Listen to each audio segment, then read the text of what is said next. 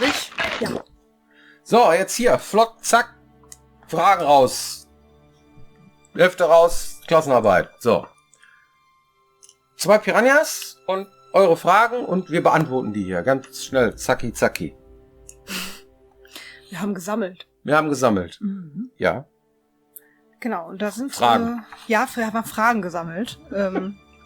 Und das ist schön. Also wenn ihr noch mehr habt oder eure Frage nicht dabei war oder damit. Ne, einfach hier wieder unten in die Kommentare rein. Dann sammeln wir das nächste Mal selbstverständlich wieder neu. Mhm. Aber vielleicht ist die Frage auch schon dabei, deswegen fangen wir jetzt mal an. Ich mache einfach völlig unselektiert von oben erstmal nach unten, ne? Also, die erste Frage lautet: Wie viele Begleiter kann man denn bei Elex 2 gleichzeitig mitnehmen? Ja, also es gibt Spiele wie Mass Effect, da kann man 2 mitnehmen. Hat mehrere Vorteile. Man kann taktisch irgendwie da nochmal mit einer zusätzlichen Figur, ne? Und die unterhalten sich auch untereinander und so weiter. Aber für uns hat sich das irgendwie rausgestellt, dass mit einer Person es irgendwie besser ist. Weil du nämlich auch ab und zu mal jemanden aus der Welt mitnehmen kannst, der dich zum Beispiel irgendwo hinbringt. Dann hast du auch schon wieder 2. Und wenn du solche Situationen hast, das heißt einen festen hast du und einen variablen, wenn du so willst, ne? Dann hast du schon 2. Mhm. Und die sind dann, ja, da hast du so ein Schneeballprinzip, wenn du so willst. Das hat unendlich viel kombinierbar. Du hast die beiden und so weiter. Und das finden wir aber cool, weil es nämlich dann, weil wir dann sehr viel freier sind, unsere Geschichten zu gestalten, wen du jetzt dabei hast und wie du, ne, und so weiter. Das heißt, wenn nicht einer begleitet, wenn einer mal partiell mitkommt oder so, ne, oder du hast halt einen festen, den du dabei hast, zum Beispiel, ja, werdet ihr ja sehen, ne, wie wir das machen. Aber ja, in unseren vorigen Spielen haben wir es ja auch immer so gemacht, ne? Ja, genau, das ist dem Elex-Prinzip sehr ähnlich, ne? Es gibt Leute, die du wegschicken kannst und wiederholen kannst. Gefährten, und genau. dann gibt es halt NPCs, die in der Welt rumstehen, die keine dauerhaften Gefährten sind, aber die du trotzdem eine Zeit lang mitnehmen kannst und so, und die kannst du dann untereinander kombinieren. Ja. Aber die Gefährten untereinander nicht. Weil Das macht einen es für weiteren uns- Festen mitzunehmen, würde dann bedeuten, hatte ich gerade schon angedeutet, dass man halt die NPCs, die in der Welt dich begleiten, oder die dann, dass die dann hast du zu dritt, dann hast du 4 Charaktere, die dann würde das Gefüge irgendwie durcheinander bringen. Genau, Und das Tuning dann noch komplizierter machen. Darum machen wir das nicht. Undeterministisch würde ich das nennen. Ja. So funktioniert es aber ganz gut. Ja. Ja, das ist auch eine Frage, die ist nicht ganz ohne. Ich lese mal vor. Elex 1 war ja auf normal durchaus schon knackig am Anfang. Jetzt weiß ich nicht, ob es nur bei den jungen Scavengern und Co. leichter geworden ist. Wenn ich mich gerne durch eure Spiele in euren knackigen Modus durchbeiße, wäre es dann auch bei Elex 2 erst mal der normale Modus fürs erste Durchspielen? Irgendwie habe ich ein Wort vergessen.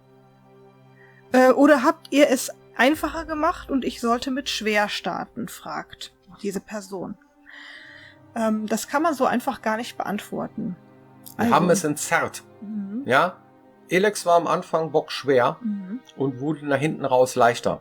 So, generell. Ne? Und es gab auch so ein Gap von, weiß ich nicht, 5, 6 Leveln oder so, wo man dann keine Waffe gefunden hat mittendrin und so. Das hätte man besser machen können auch, ja, aber ist halt irgendwie so gewesen und hat auch irgendwo Sinn gemacht.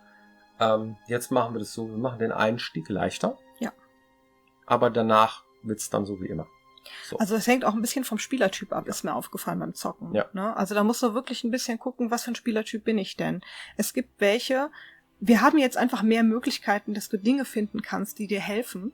Und dass, wenn du dem, ich nenne es mal grob, roten Faden folgst, dass du es dann auch einfacher hast, weil dann tendenziell dort auch einfachere Monster sind. Das war prinzipiell immer so, aber bei Elex war das trotzdem ganz schön bockschwer knackig, halt, ja. Ne? Und es gab dann weniger Dinge, die dir dabei geholfen haben. Du kannst zum Beispiel, wenn du vernünftig guckst und auch vernünftig lernst, dir recht schnell Hilfen holen, um zum Beispiel an bessere Waffen zu kommen oder bessere Ausrüstung oder sowas in der Art. Das heißt, der totale Explorer-Typ, der immer alles abgrast und immer alles hat, der wird's dann tatsächlich einfacher haben.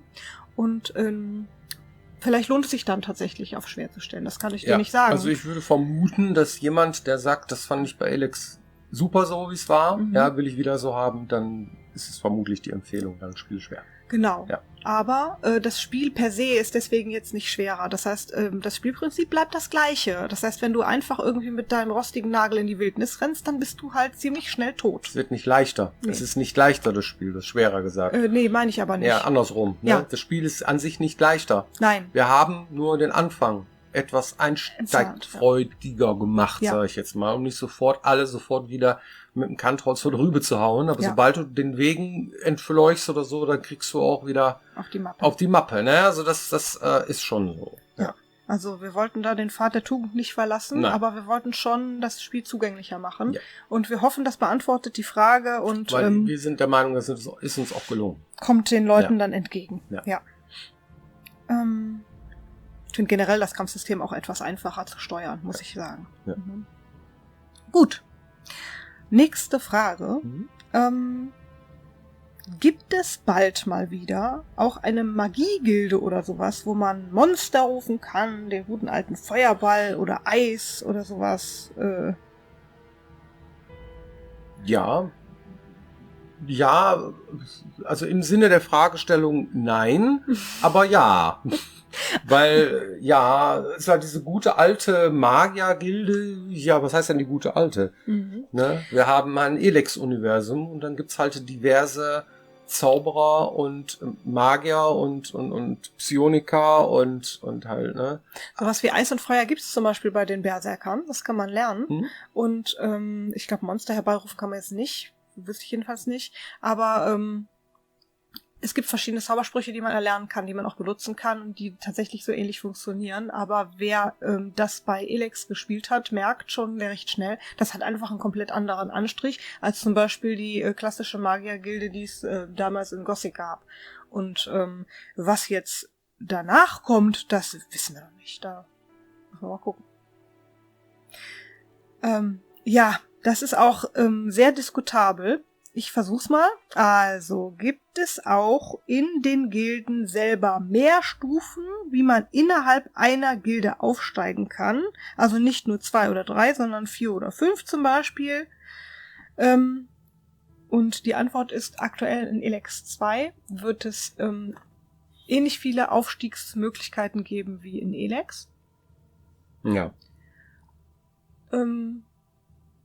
Man müsste, wenn man das umsetzen wollte, schon ein bisschen anderes Prinzip dahinter setzen. Ne? Also im Sinne der Fragestellung, die Stufen, was ist damit gemeint? Was wäre denn geiler an 5 Stufen statt 3 oder sowas, ja? Das muss man ja erstmal skizzieren. So. Da gibt's eine Aufnahme und danach und so weiter. Ich verstehe das. Dann wird zugrunde gelegt, wie viele Quests man dann dafür machen müsste, um dann den nächsten Level und den Rang zu erreichen und so weiter. Da haben wir mehr Arbeit reingesteckt. Das kann man wohl sagen. So, schon. Ne? Und das hat mit den Rängen an sich gar nicht so viel zu tun. Das ist jetzt irgendwie eine Zahl, jetzt haben sie 5, jetzt ist mehr oder so. Wir haben das ganze Spiel mehr entzerrt. Das heißt, du hast einfach mehr zu spielen, viel mehr zu spielen. Du kriegst diese Shortcuts nicht mehr. Die hatten wir nämlich mal, ne, dass man tatsächlich, wenn man die ganze Welt einmal abgegrast hat, dass man dann ziemlich schnell in der Hauptstory zack, zack, zack durchkommt. Und das ist bei den Gilden genauso. Du wirst auch unterwegs auch noch mal die Gilde wechseln können und solche Dinge. Ja, das ist also sehr, sehr komplex und nicht mit so einer einfachen Zahl zu beantworten. Wir finden, dass das sehr viel komplexer geworden ist und auch interessanter geworden ist, das Ganze. Und ihr dürft gespannt sein. Ja. Genau. Das ist ja auch eine Frage der auf jeden Fall des Tunings und auch dann des Pacings. Also er hat absolut recht. Ja. Das ist super vielfältig und man kann da jede Menge spielen. Wenn man jetzt nur von den Stufen her geht, dann müsste man ja sagen, ja, ich will dasselbe erreichen am Ende des Tages wie vorher, aber ich will das Kleingliedrige haben innerhalb. Oder was das Wahrscheinlichere ist, nein, ich möchte das so behalten, wie es ist, aber hinten raus möchte ich noch mehr und noch mehr. Und das funktioniert ja nicht. Mal was ganz anderes, schreibt hier einer. Wie wäre es mit einer kleinen Raumtour bei euch? Mich interessieren die ganzen Schätze hinter euch im Regal und da werde ich doch sicherlich nicht der Einzige sein. Ja, wir zeigen ab und zu mal, was wir so da rumstehen haben und Raumtour, da hinten, da ist gar nicht so viel zu sehen. Da ist irgendwie die Eisenbahn von unseren Kindern da und so und ja. Also man muss dazu sagen, für die das vielleicht nicht wissen, wir sind hier nicht in der Firma gerade, sondern bei uns zu Hause. Ja. Weil wir immer noch in diesem Homeoffice-Modus sind. Und hier haben wir jetzt die ganze Peripherie aufgebaut. Das ist sehr, sehr praktisch, von hier aus diese Folgen zu machen. Und dabei sind wir jetzt einfach erstmal geblieben. Und wer jetzt lange zurückguckt auf unserem Kanal, der findet die alten Folgen aus der Firma mit dem Fred, das Skelett da hinten in der Ecke. Fred, das Skelett. Fred, das Skelett. Ja. Das war in der Firma. Ja, da hatten wir das kleine Studio und Ja. da saßen wir noch in der Firma und jetzt, das ist quasi Privatzeug. Ne? Das sind Ja, die Dinge, sehr die viele sich Spiele, angesammelt haben. Die sich hier angesammelt haben, ne? Sachen, die ich gerne gespielt habe früher. Und ab und zu zeige ich mal eins davon in die Kamera. Das ist mehr so die Ecke Piranha Bytes Spiele plus X, also Darth Vader und Musikgedöns hier. Und ansonsten sind hier sehr viele, vor allem die älteren Sachen, die ich so gespielt habe, wie zum Beispiel sowas, was ich immer gerne gezeigt habe. Hier dieses Ultima Ascension oder diese Dinger hier.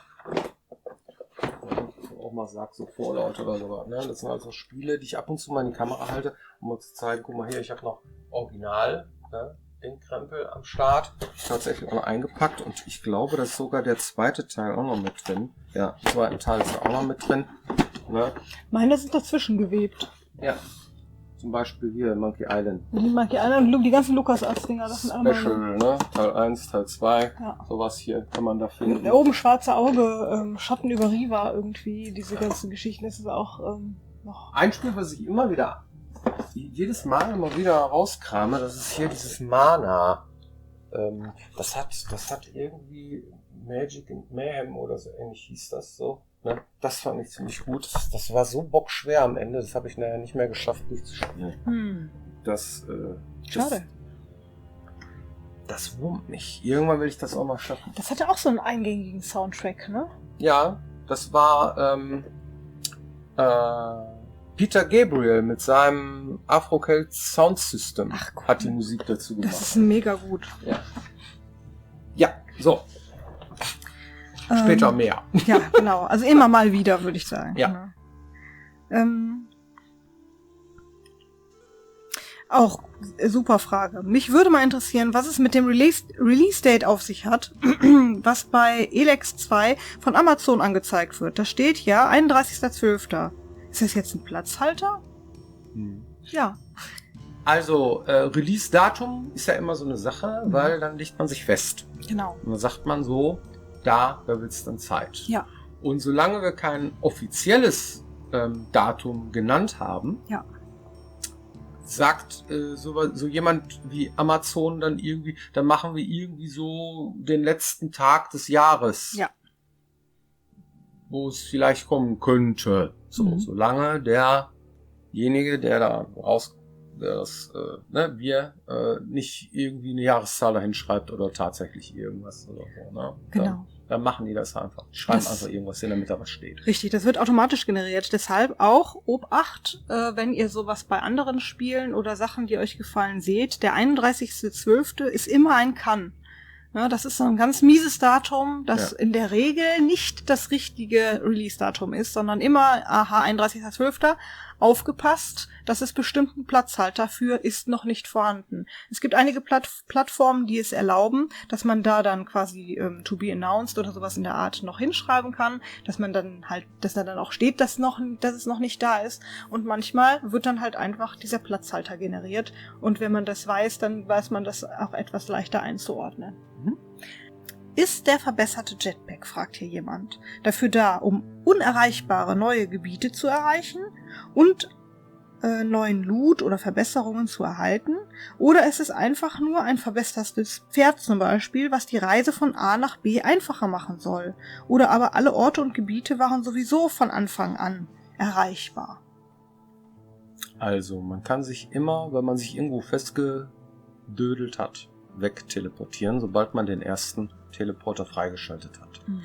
Und man kann auch vermutlich jeden Ort der Welt erreichen, wenn man viel Arbeit investiert. das heißt da hochläuft und so weiter. Und wir stehen auf dem Standpunkt, abgeschlossene Bereiche kann man machen, aber wir glauben einfach, dass selbst wenn man sich die äußerste Mühe gibt, zu versuchen, den Spieler zu verbieten, irgendwo, wo man nur fliegend hinkommen kann, formal, wird der Spieler es schaffen, da trotzdem hinzukommen. Ja, das mal als Antwort, ja, es wird Stellen geben, die nicht einfach sein werden, da hinzukommen, ohne das Jetpack wirklich zu benutzen oder abgegradet zu haben. Aber irgendwie wird man es trotzdem schaffen können. Und das ist die Qualität, die wir sehen bei dieser maximalen Freiheit. Das ist so ähnlich wie den schwarzen Troll bei Gothic 2 schon ganz am Anfang am Spielstart irgendwie dahin zu laufen und zu versuchen, den zu besiegen. Irgendwie kriegt man das hin. Na? Schönes Beispiel ist auch Elex 1. Wir hatten das Jetpack extra so platziert, dass du einmal in ein Loch fällst, aus dem du nicht mehr rauskommst, wenn du das Jetpack nicht benutzt. Und siehe da, die Leute haben so lange rumgekronkelt, bis sie das Jetpack liegen lassen und ohne das Jetpack sich da rausgekronkelt haben und das Spiel trotzdem spielen. Also wie du es machst, da seid ihr sehr erfinderisch. Das heißt, diese Stellen einzubauen, wir machen es schwer, ja, ohne so ein Jetpack oder ein abgegradetes Jetpack irgendwo überall hinzukommen, aber du wirst, wenn du viel Arbeit investierst, eigentlich immer irgendwo hinkommen. So, darum geht es im Grunde genommen bei uns auch, dass du halt maximale Freiheit hast.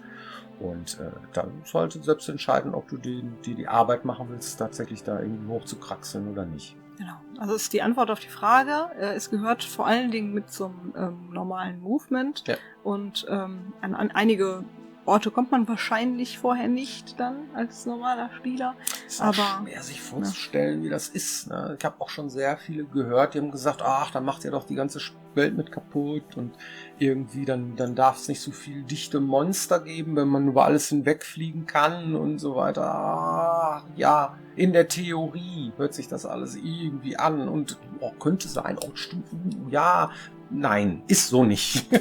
Das Spiel ist geil, so, ja, und du hast halt 2 Ebenen. Du hast einmal die fliegende Ebene und du hast einmal die untere Ebene. Du bereist beide am Ende. Na, das willst du auch. Du nutzt es halt anders. Du normalerweise, ich meine, durchrennen ist ja auch valide. Ja. Und die Viecher wieder abzuschütteln. Sprinten, das stimmt. Ja. Aber jetzt kann ich auch überfliegen, also ich habe mehr Möglichkeiten. Und ihr müsst euch das auch erstmal erarbeiten. Das dürft ihr immer nicht vergessen, ne? Ach so, genau. Also, da steht, ich habe mal eine etwas andere Frage. Es gibt ja online diverse Keyseller, wie zum Beispiel MMOGA. Ich habe dort zum Beispiel Elex 1 erworben. Und meine Frage, verdient ihr bei den Keysellern angebotenen Spielekeys genauso viel, wie wenn ich das Spiel beispielsweise direkt bei Steam kaufe? Und wo sollte man eure Spiele am besten erwerben, damit bei euch am meisten hängen bleibt? Also, wir haben dazu immer gesagt, generell kauft eure Spiele gerne, wo ihr wollt.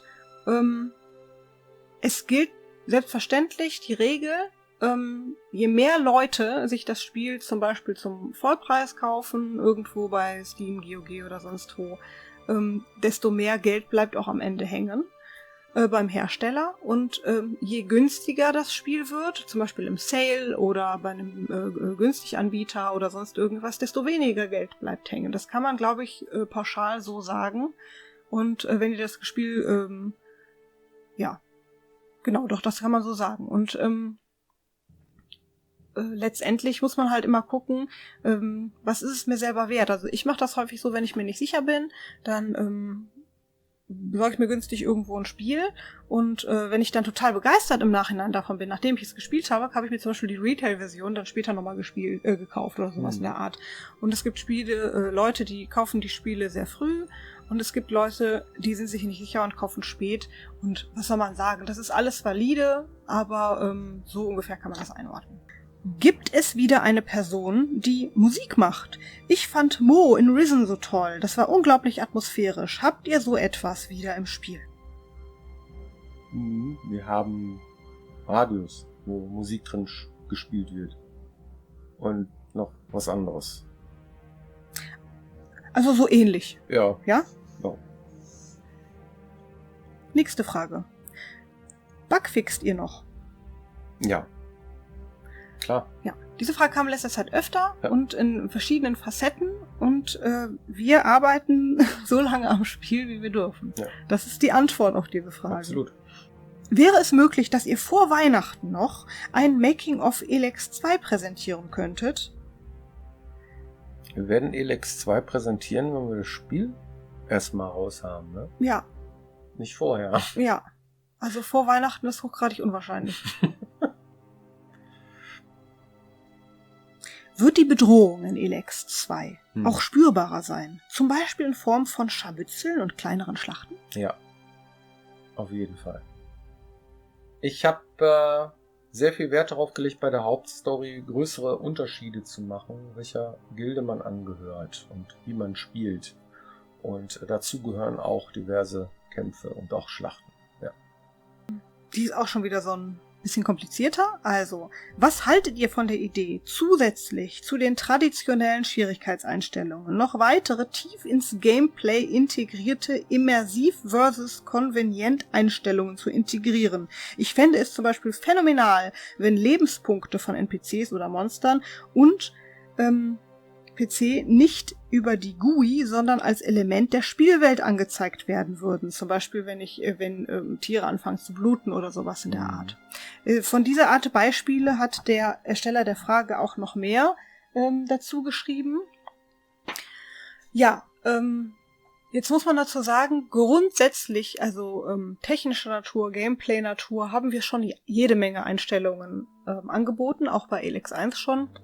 Viele haben das nicht mal bemerkt, dass es da Dinge gab, die man hätte einstellen können, was gar nicht schlimm ist. Und ähnlich werden wir das jetzt auch wieder machen. Solche Features, muss man sagen, einzubauen, die so etwas machen, sind unglaublich zeitintensiv. Ja. Und machen auch ein komplett anderes Gameplay. Also das ist nichts, was man mal eben einbaut, sondern das ist etwas, was getestet werden muss ausgiebig, etwas, was Zeit in der Entwicklung kostet, etwas, was funktionieren muss, und das sind immer sehr heikle Dinge. Und der Wunsch nach mehr Atmosphäre, Immersion, Echtheit ist etwas, das können wir sehr gut nachvollziehen. Das ist auch, ich glaube, seitdem es Computerspiele gibt es diesen Wunsch danach. Aber man muss auch immer aufpassen, was macht so ein Feature mit dem Spiel. Nimm mal ein lustiges Beispiel. Der Spielercharakter wird verletzt. Und das sieht man nicht an einer Lebensbalken, sondern zum Beispiel an körperlicher Verfassung oder Geräuschen. Zum Beispiel, wenn er jetzt immer anfangen würde zu keuchen, wenn er verletzt ist, dann könnte passieren, dass das unwahrscheinlich schnell nervt. Und das ist jetzt... Das ist der keuchende Jax. Genau, richtig. Ja. Und dann hast du irgendwie das ganze Spiel über diesen keuchenden Charakter, wenn du den nicht immer auf dem Limit hältst und heilst. Es gibt Spiele, die machen das so, und dann macht das auch Sinn, weil sie halt sehr cineastisch gemacht sind. Oder gibt auch Spiele, die das machen und so. Aber wir finden, da muss man vorsichtig sein, dass man bei solchen Sachen nicht zu sehr auf sowas geht, weil das ist aufwendig, ja. Ne? Aber wir machen auch bewusst solche entscheiden uns dagegen, gegen sowas zu machen, weil dann kümmerst du dich um Dinge, weil die wir eigentlich gar nicht möchten, dass der Spieler sich damit beschäftigt. Das ist so ähnlich wie unendliches Inventar. Das ist auch so ein Ding, ja. Wir machen das so, dass du die Welt bereisen sollst. Wenn du dir jetzt ständig Gedanken darüber machen sollst, ob du jetzt das Bügeleisen oder irgendwie den Stift, und hast du nicht gesehen, was ist wie schwer, das ist nicht unser Spiel. Es ist einfach nicht unser Spiel. Und solche Dinge bereichern das Spiel ganz bestimmt, aber sie beeinflussen es auch. Wir nennen sowas ein Heisenbug. Ja? Ein Heisenbergsches Dimensions- oder wer ist denn noch? Unschärfe-Relation. Das heißt, in dem Moment, wo du sowas einbaust, beeinflusst du das Spiel immens. Ja. So, ja. Und dann ist es irgendwie, dann merkt man, nee, lass es weg, dann ist es besser. So, und das ist so ein Fall. Es gibt unwahrscheinlich viele abstrakte Dinge, die der Spieler akzeptiert und gar nicht darüber nachdenkt, dass sie da sind, weil sie abstrakt sind und weil es ein Spiel ist. Ja. Ne? Klassisches Beispiel, die Milchflasche in der Kuh, die man looten kann. Ne? Ist natürlich Quatsch, dass da eine Milchflasche drin ist, ne? Aber oder das Knochenmehl im Skelett. Ja. Wenn man es gelootet hat, ist das Skelett immer noch da. Aber man kann nur ein bisschen da rausholen. Nicht das Ganze, aber ich habe noch einen Mörser, ich kann noch, nee, geh weg, mehr ist hier nicht so. Das ist auch unplausibel, aber das sind so Geflogenheiten des Deutschen Bundestages, ja, der Spielewelt, die, die man als Spielender halt irgendwie doch akzeptiert. Ja. Ne? Und das sind so Dinge, da wollen wir selten von weg. Genau. Es gibt so Dinge, die der Spieler einfach akzeptiert, die da sind, worüber man gar nicht weiter nachdenkt, weil man das so gewohnt ist. Und dann gibt es Sachen, die treiben es auf die Spitze. Die will man dann auch nicht. Ne? Also ich fand immer unwahrscheinlich lustig, in Resident Evil zum Beispiel, dass irgendwie der Typ sich die Hand abhackt irgendwie und dann hat er irgendwie diese Flasche mit Heilmittel, schüttet die sich da drüber und alles ist wieder okay so. Und das ist natürlich schon irgendwie... Oder wie bei Dead by Daylight, den Kumpel massieren, ne? Dass er wieder geheilt wird. Also, Das ist auch super. Ja, ist okay. Also, ne, gibt's so Abstraktionsgrade, die finden wir auch ganz lustig und so, aber ja. Genau. Aber davon abzurücken bitte ist nicht zu viel gefährlich. davon da, ne? Sonst wird das doof. Ja. So, teilweise, ja. Ja, gut. Genau. Ja, vielen Dank für eure Aufmerksamkeit. Hoffentlich beantwortet das ein Teil eurer Fragen und wir sehen uns hoffentlich nächste Woche wieder hier, wenn es heißt Piranha Bytes. Genau. Vielen Dank. Bis dann. Tschüss.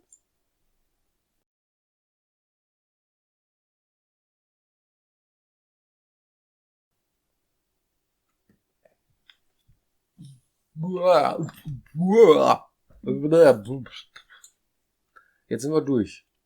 Ja, das stimmt. Ich habe voll Hunger. Ja, lass was essen.